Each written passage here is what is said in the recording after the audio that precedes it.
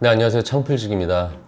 오늘 말씀드릴 주제는 매출이 많이 나올 곳은 개인이 좋고 매출이 적게 나올 곳은 체인이 좋다. 개인으로 운영할 때하고 프랜차이즈로 운영을 할 때하고 뭐가 차이가 있는지에 대해서 말씀을 좀 드릴 건데요. 일단 뭐 개인 매장하고 프랜차이즈 매장의 차이는 뭐 여러 가지가 있겠지만 오늘 말씀드릴 부분은 그 중에서도 가게 수익하고 직결된 부분을 좀 말씀드릴 겁니다. 바로 물건 공급 방식의 차이에 따라서 뭐가 유리한지 이 부분에 대해서 한번 좀 말씀을 좀 드리려고 합니다. 예를 들어서 볶음밥을 파는 집이라고 한번 생각을 한번 해보죠.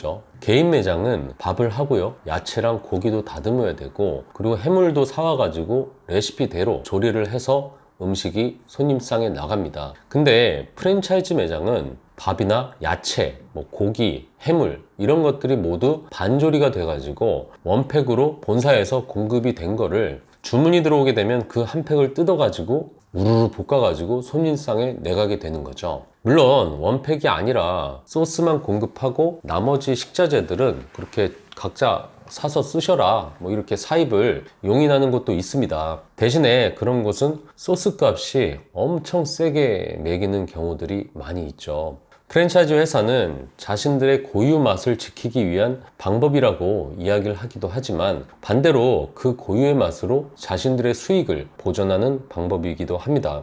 가공을 한 걸 공급을 해야만 그 가공 수익이나 그 유통 수익으로 어느 정도 해서 본사도 먹고 살 거 아니에요? 레시피만 그냥 전수하고 다 사서 이렇게 조리해서 팔면 됩니다. 이래버리면 사실 그 뒤에 프랜차이즈 본사가 먹을 게 없지 않습니까? 그러면 회사도 살 수가 없으니까. 그러면 체인을 하게 되면, 프랜차이즈를 하게 되면 그렇게 본사한테 뜯어 먹히니까 그냥 개인으로 하는 게 좋으냐? 또 그것도 아닙니다.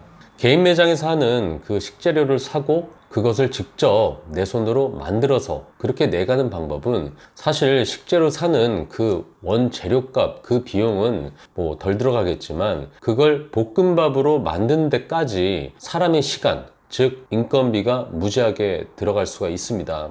밥을 해야 되고 야채를 다듬어야 되고 뭐 고기도 손질을 해야 되고요, 뭐 해물 같은 것도 뭐 해감하고 깨끗하게 또 손질을 해서 깨끗이 씻어야 되고, 그런 사전 준비 작업은 물론이고 조리를 하는 시간도 원팩을 조리하는 것보다 훨씬 더 복잡하고요, 시간도 걸리고 손에 익은 사람이 아니라 초보자가 하면은 정말 사람에 따라서 이 조리 시간도 굉장히 천차만별이에요. 뭐 거기서 더 큰 문제는 누가 조리를 하느냐에 따라서 맛의 편차가 굉장히 심해질 수도 있습니다.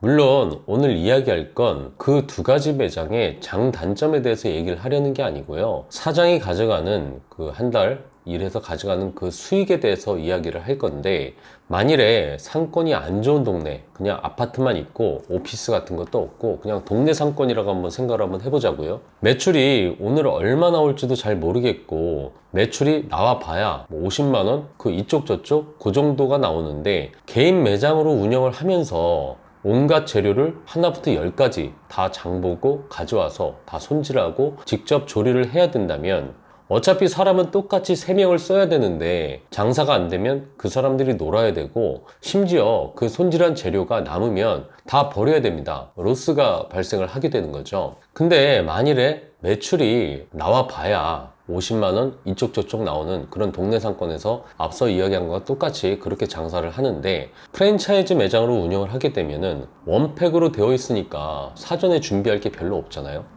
또 그렇게 되면 사람이 3명까지 필요가 없게 되는 거죠. 1명에서 2명 정도면 뭐 충분하고요, 필요한 만큼 손님들이 들어오면 원팩으로 되어 있는 거 냉장고에서 꺼내가지고 뭐 하나 꺼내가지고 뭐 쓰면 되는 거니까 로스까지 줄일 수가 있는 겁니다. 뭐 하나당 받는 가격은 높을지 모르겠지만 버리는 게 없으니까 어찌됐든 로스에 대한 부분은 어느 정도 컨트롤 할 수가 있는 거죠.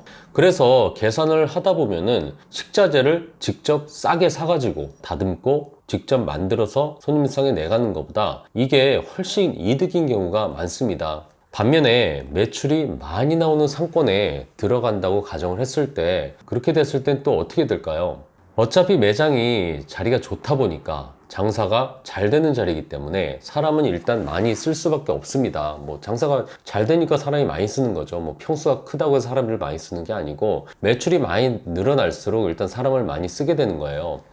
어차피 사람을 많이 써야 되는 상황이기 때문에 뭐 사전 준비하는데도 쓸 사람이 많이 있잖아요. 어차피 뽑아놨으니까. 근데 원팩으로 하게 되면 이거는 판매할 때 사람이 많이 필요하니까 사람은 사람대로 써야 되고, 또 원팩은 원팩대로 본사 마진을 더한 재료를 그렇게 받아서 쓰다 보니까 매출은 높아질지 모르지만 수익률은 곤두박질 치게 됩니다. 원팩이 아니라면 좀 한가한 시간에 3명 정도는 뭐 총 6명이 일을 한다 쳤을 때 3명 정도는 뭐 한 명은 뭐 파 손질하고, 한 명은 해물 손질하고, 한 명은 고기 손질하고, 이런 식으로 계속해서 장사가 잘 되는 건 아니잖아요. 좀 한가할 때 그런 인력들을 좀 이용을 해가지고 재료도 손질하고, 3명이 좀 팔다가 바빠지면 재료 손질하던 거 나비두고 또 6명이 달라붙어가지고 또 장사하고, 뭐 이렇게 하면서 인원의 효율을 극대화할 수가 있는데, 원팩이면 안 바쁠 때는 또 다 똑같이 놀고, 바쁠 땐 또 다 열심히 일하고, 이래버리면 사실상 효율이 안 나오게 되는 거죠. 특히 한식 메뉴에서 더 두드러지는데요. 이게 원재료를 많이 사게 되면 싸게도 살 수 있고, 반찬을 만들어도 매출이 많아지면 한식 같은 건 이게 점점 코스트도 낮아질 수가 있거든요. 그리고 한식이라는 게 웃기다면 웃긴 건데, 뭐 두부 한 모 가지고도 찌개 뭐 10인분도 만들 수 있고 20인분도 만들 수 있는 거고요. 뭐 계란 한 판으로다가 계란찜을 뭐 10인분도 만들 수 있고, 뭐 15인분, 20인분 뭐 이렇게 자유자재로 만들 수 있는 게 이게 한식입니다. 그런 과정 속에서 어떻게 보면은 이게 어디서 어떻게 남기는지 몰라도 어떻게 남길 수가 있게 되는데, 원팩으로다가 딱 그람수대로 짜여져 있는 이 프랜차이즈 공급 시스템으로는 뭐 그런 게 안 되는 거예요.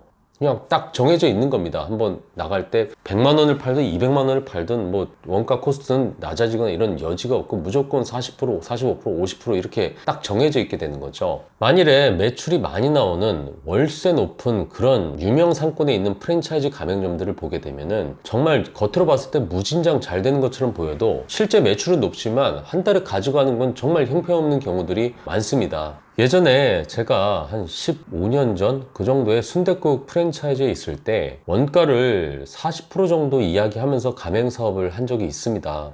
그 당시에 상담을 받으시던 한 분이 원가가 40% 정도나 된다고 정말 펄쩍펄쩍 튀면서 어떻게 그렇게 원가가 높은데 장사를 할 수가 있냐, 뭐 이렇게 저한테 이야기를 한 적이 있었어요. 물론 저희 본사 원가는 30%고 사장님께서 쓰는 것까지 해서 한 35%에서 40%라고 얘기를 드리긴 했는데, 그마저도 너무 말도 안 되는 원가라고 그렇게 불평을 하시던 분이 계셨죠. 그래서 그분 하시는 말씀이, 순댓국 원가가 20%가 넘어가게 되면 그건 답이 안 나온다, 절대로 안 남을 거다, 이렇게 정말 똑똑하고 합리적인 이유를 들어서 말씀을 하셨고, 실제로 저희 프랜차이즈를 안 하고 본인 개인 순댓국을, 그런 순댓국집을 여신 거를 제가 직접 가본 적이 있습니다. 그때 제가 그런 개인 순댓국집을 제가 가본 적이 있는데, 대구 분이세요. 대구 분. 그 옛날에 가면은, 옛날에 그 대구 가면은 뭐 여러 가지 브랜드가 있었습니다. 뭐 진배기, 뭐 할매국밥이라든지, 뭐 삼시세끼 뭐 국밥집 해가지고 정말 푸짐하고 싸게 주던 브랜드들이 대구 쪽에 많이 있었거든요. 근데 진짜 제가 거기 갔을 때 그 현장을 보고서 정말 가관도 아니라는 걸 제가 그때 봤습니다. 이게 사실 저희 프랜차이즈를 제가 근무를 했을 때는 그곳에서 40%라고 얘기하는 건, 이게 머릿고기를 다 썰어서 압축팩에 깔끔하게 넣어가지고 냉장고에 넣었다가 손님들한테 주문이 들어오면 그람수대로 이거를 다 절단까지 돼 있는 걸 그람수만 정해가지고 뭐 무게 따라서 순댓국으로 나가면 되는 건데, 이분 하는 걸 보니까 돼지머리를 정말 통으로 사가지고 오셔가지고 아주머니 두 분이서 한쪽에서 미친 듯이 썰고 있는 거예요. 이게 돼지머리 한번 썰어 보시면 아시겠지만 이게 손목 어지간한 분들 나갑니다. 이게 정말 노동 강도가 보통이 아니란 얘기죠. 그런 것들을 제가 보면서 이게 과연 20%밖에 원가가 안 된다고 이게 좋기만 할 것인가, 거기에 대한 생각을 한 적이 있었습니다. 매출이 많이 나오는 상권이라면, 사람들이 많아가지고 뭐 진짜 정말 수요가 많은 상권이라면 그렇게 해가지고 원가 절감을 해서 더 푸짐하게 주고, 어차피 쓸 인력이니까 그렇게 뭐 좀 힘들더라도 그렇게 인력을 이용을 해가지고 수익을 챙길 수가 있지만, 그 동네 상권에서 별로 장사도 잘 안 되는데 그렇게 돼지머리를 매일 썰어버리면, 매일 썰고 그렇게 다듬고 이래버리면 좀 오래되면 또 돼지머리에서 이게 냄새가 나요. 또 그래서 버리고 또 로스나고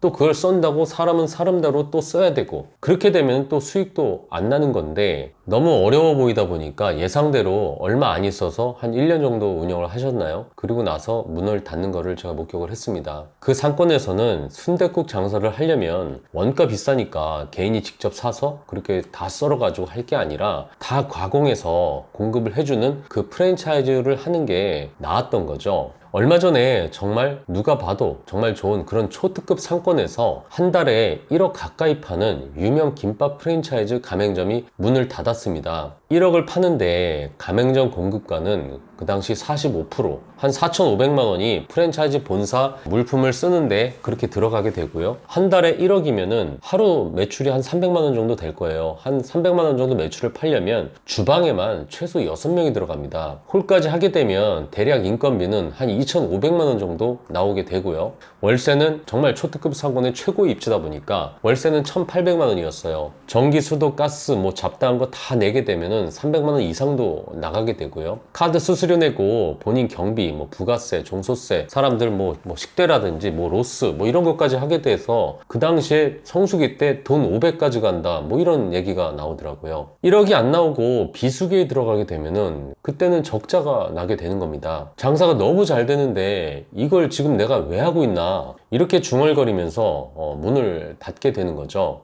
이런 게 바로 장사가 잘 되면서 망한 케이스입니다. 반면에 유명 상권에서 정말 개인 매장이지만 그 동네 터줏대감 식으로 정말 빛바랜 간판을 가지고 오래된 개인 김밥집들이 자리를 잡고서 24시간 계속 돌리면서 꾸준하게 장사를 해서 수익을 가져가는 매장들도 있고 말이죠. 브랜드를 떠나서 상권에 따라서 개인이냐 체인이냐 물품 공급 방식이 뭐가 유리한지에 대해서 한번 생각해보는 시간이 되셨으면 좋겠습니다. 모쪼록 이번 영상이 개인이냐 프랜차이즈냐 이거에 대해서 고민을 하고 계시다면은 물품 공급 방식 관련해서는 어느 정도 도움이 되는 그런 영상이 되었길 바랍니다. 이상 창필직이었습니다.